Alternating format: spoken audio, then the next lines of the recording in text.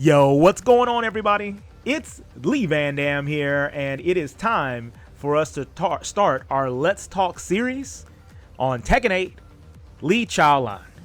So this video is going to be a basic overview based off what I've learned from watching other Lee players, from also playing myself, because I'm really working hard to get my reps in, really start to understand what they've done with Lee. And I'd like to report at the beginning of this video that I am super delighted with how Lee has turned out. I'm very, very happy with him, and I hope to be able to show that to you.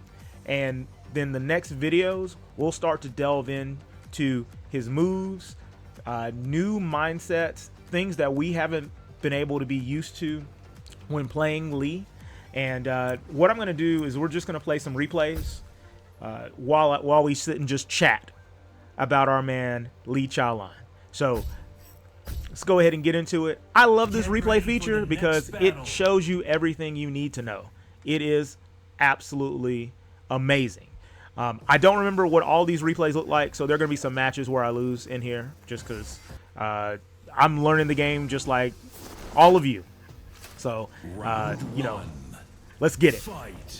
So, historically, Lee Chaolan is a poking, counter hit based character. And so his main job is he wants to annoy you with lots of small hits. And then when you have to make a move to come in, he's able to capitalize on his counter hit expertise. Now, the other way that this plays out well is that the more you learn about other characters, the more you find out holes in their offense where Lee's moves are designed to fully capitalize on them. For example, 444 is a great move for when you know there's a break in the string and the move's going to be very, very high. It can sneak under there and get you a juggle and really turn offense around. He's got a new power crush, adjusted power crush that's now high and safe on block, but it is a heat engager and it's really good for breaking strings up.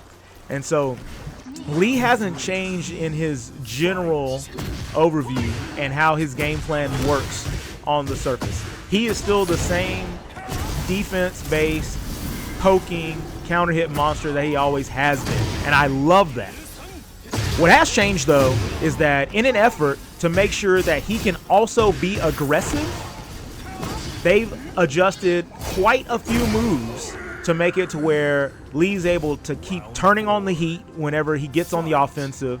He has more available plus frames on moves, especially on block, than he's ever had before.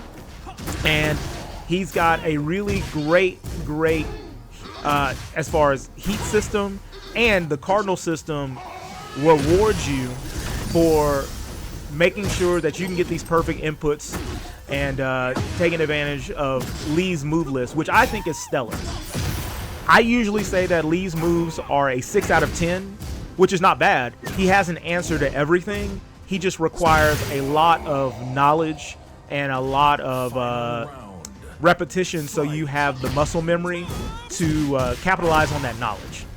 So in most games, usually the knowledge comes first and then the reps happen after that. And then when they meet, then all of a sudden Lee becomes a super monster.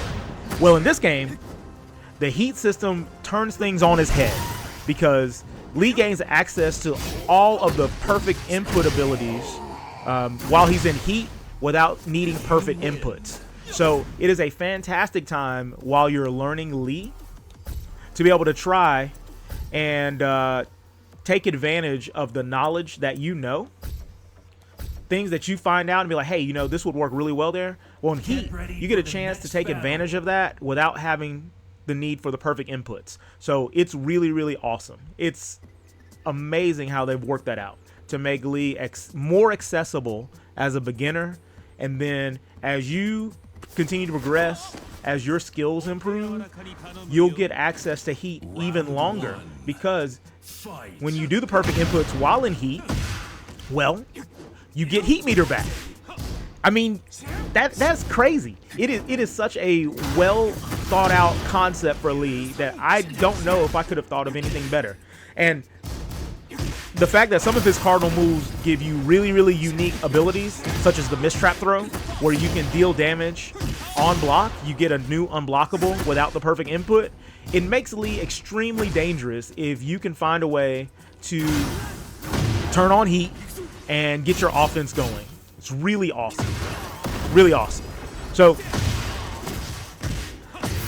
a couple things that I do want to talk about with Lee is that a lot of the basic game plan hasn't changed very much.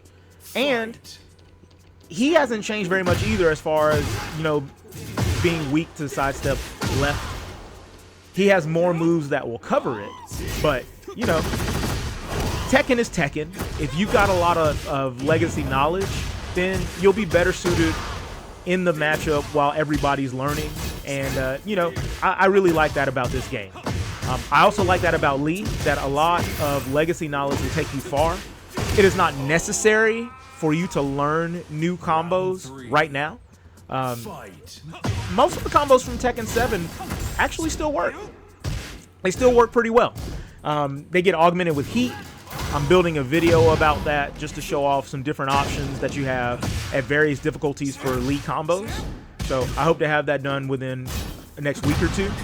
And you will be able to see samples of more of that on my Instagram, the Mistrap Movement, where we're all coming together with video games, business, anime, cosplays, all kinds of stuff over there. So if you haven't hopped over to Mistrap Movement, go and check it out. I'm there every day as well, so love to hang out over there too. All right, so as you can see, really, he doesn't look terribly different than he does in Tekken 7 until you start getting into the little things, and that's what our Let's Talk series is going to cover.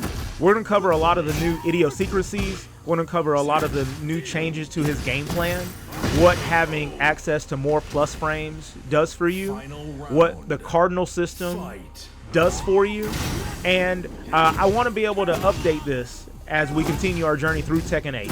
We're right here at the beginning, 2 weeks in, so there is a lot that we all are learning. And so I'm sure that strategies are going to change some. Core game plans may be figured out very early, but you know, as we become more efficient, as we become better with our characters, you know, we're going to see usefulness in other things that we may have not been able to catch light of in the beginning of the game cycle. So I want to thank you all again for hanging out with me. I definitely want to start the discussion as soon as possible. So if you've got questions, throw them in the comments so that way we can start talking about this.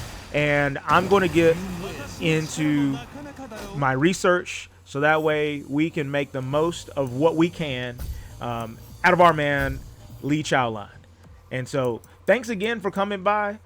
I appreciate you so much. Until next time, this is Lee Van Dam. You guys take care. God bless you, and I'll see you later.